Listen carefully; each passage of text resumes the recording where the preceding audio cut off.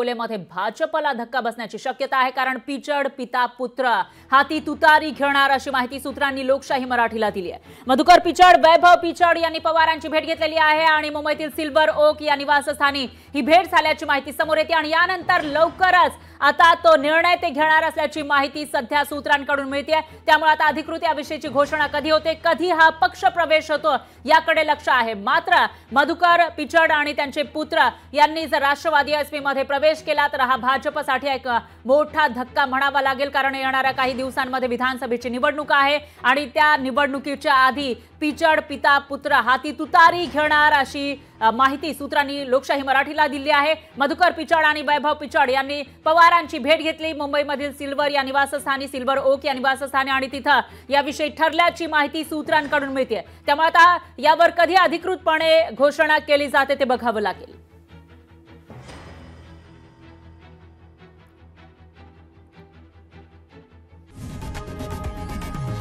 लोकशाही मराठी ऐका, पहा, जागरूक रहा।